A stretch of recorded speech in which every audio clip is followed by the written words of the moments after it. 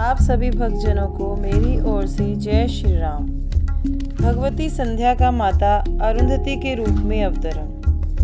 संध्या ब्रह्मा जी की मानस पुत्री थी।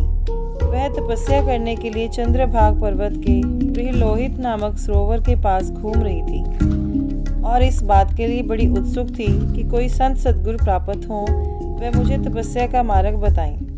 भगवान के प्यारे भक्त सर्वदा लोगों के हित साधन में तत्पर रहते हुए इस बात की प्रतीक्षा किया करते हैं कि कोई सच्चा जिज्ञासु मिले और उसे कल्याण की ओर अग्रसर करें। संध्या की जिज्ञासा देख महर्षि वशिष्ठ वहीं प्रकट हुए और संध्या से पूछा, कल्याणी, तुम इस घोर जंगल में कैसे विचर रही हो? तुम किसकी कन्या हो और क्या करना चाहती हो? यदि कोई गोपनीय बात न हो तो यह भी बताओ कि तुम्हारा यह सुंदर मुखमंडल उदास क्यों हो रहा है? संध्या उनके चरणों में नमस्कार करके उन मूर्तिमान ब्रह्मचार्य महर्षि वशिष्ठ से बड़ी नम्रता के साथ कहने लगी, भगवान, मैं तपस्या करने के लिए इस सूने जंगल में आई हूँ। अब तक मैं बहुत उद्विग्न हो रही थी कि कैसे तपस्या करूँ। मुझे तपस्या का मार्ग मालूम नहीं है, परंतु अब आपको देखकर मुझे बड़ी शांति मिली है और मेरी अभिलाषा पूर्ण हो जाएगी। सर्वज्ञ वशिष्ठ जी ने उनकी बात सुनकर उसके मन के सारे भाव जान लिए और कुछ नहीं पूछा। फिर जैसे एक कारुणिक गुरु अपने शिष्य को उपदेश करता है, वैसे ही बड़े स्नेह से बोले, कल्याणी, तुम एकमात्र परम ज्योति स्वरूप धर्म, अर्थ, काम व मोक्ष के दाता भगवान विष्णु की आराधना करके ही अपना अभीष्ट प्राप्त कर सकती हो। सूर्यमंडल में शंख चक्र गदाधारी चतुर्भुज वनमाली भगवान विष्णु का ध्यान करें। ओम नमो वासुदेवाय नमः इस मंत्र का जप करो और मौन रहकर तपस्या करो। स्नान पूजा और सब कुछ मौन होकर ही करो। पहले 6 दिन तक कुछ भी भोजन मत करना। केवल तीसरे दिन रात्रि में व छठे दिन रात्रि में कुछ पत्ते खाकर जल पी लेना। उसके पश्चात 3 दिन तक निर्जल उपवास करना और फिर रात्रि में भी पानी मत पीना। इस तरह तपस्या समाप्त होने पर हर तीसरे दिन रात्रि में कुछ भोजन कर सकती हो। वृक्षों का वलकल पहनना और जमीन पर सोना। इस प्रकार तपस्या करती हुई भगवान का चिंतन करो। भगवान तुम पर प्रसन्न होंगे और शीघ्र ही तुम्हारी अभिलाषा पूर्ण करेंगे। इस प्रकार उपदेश करके महर्षि वशिष्ठ अंतर्ध्यान हो गए और वह भी तपस्या की पद्धति जानकर बड़े आनंद के साथ भगवान की पूजा करने लगी। इस प्रकार बराबर 4 युग तक उसकी तपस्या चलती रही। उसके व्रत को देखकर सभी आश्चर्यचकित और विस्मित थे। अब भगवान विष्णु भी उनकी भावना के अनुसार रूप धारण करके उसके समस्त प्रकट हुए।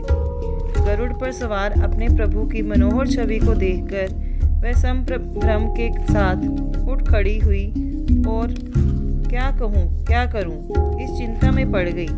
उसकी स्तुति करने की इच्छा जानकर भगवान ने उसे दिव्य ज्ञान, दिव्य दृष्टि व दिव्य वाणी प्रदान की। अब वह भगवान की स्तुति करने लगी। बड़े प्रेम से ज्ञानपूर्ण स्तुति करते करते वह भगवान के चरणों पर गिर पड़ी। उसके तप कृष्ण शरीर को देखकर भगवान को बड़ी दया आई और उन्होंने अमृत वर्षिणी दृष्टि से उसे हृष्ट पुष्ट कर दिया तथा वर मांगने को कहा।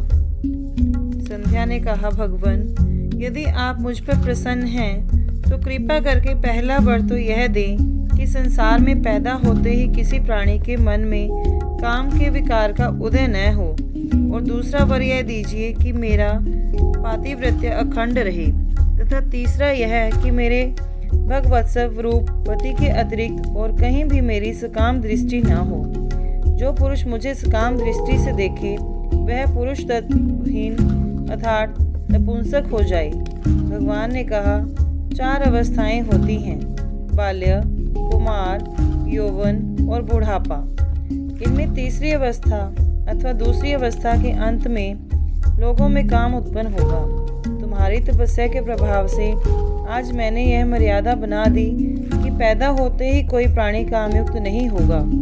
त्रिलोकी में तुम्हारे सतीत्व की ख्याति होगी और तुम्हारे पति के अतिरिक्त जो भी तुम्हें इस काम दृष्टि से देखेगा वह तुरंत नपुंसक हो जाएगा। तुम्हारे पति बड़े भाग्यवान, तपस्वी, सुंदर और तुम्हारे साथ ही 7 कल्प तक जीवित रहने वाले होंगे।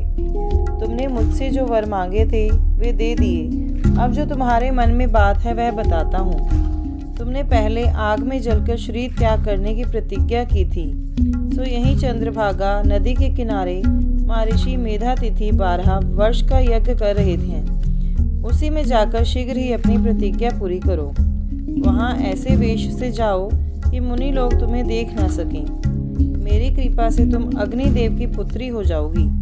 जिसे तुम पति बनाना चाहती हो, मन से उसका चिंतन करते करते अपने शरीर त्याग करो। यह कहकर भगवान ने अपने कर कमलों से संध्या के शरीर का स्पर्श किया और तुरंत ही उसका शरीर पुरोडाश बन गया। उन महामुनि के सकल विश्वहितकारी यज्ञ में अग्नि मांस भोजी न हो जाए, इसलिए प्रभु ने ऐसा किया।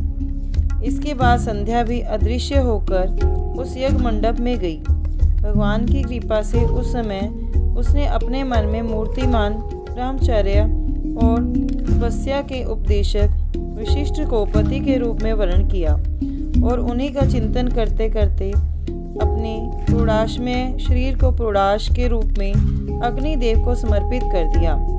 अग्निदेव ने भगवान की आज्ञा से उसके शरीर को जलाकर सूर्यमंडल में प्रविष्ट कर दिया। सूर्य ने उसके शरीर के 2 भाग करके अपने रथ पर देवता और पितरों की प्रसन्नता के लिए स्थापित कर लिया। उसके शरीर का ऊपरी भाग जो दिन का प्रारंभ यानी प्रातः काल है, उसका नाम प्रातः संध्या और शेष भाग दिन का अंत सायं संध्या हुआ।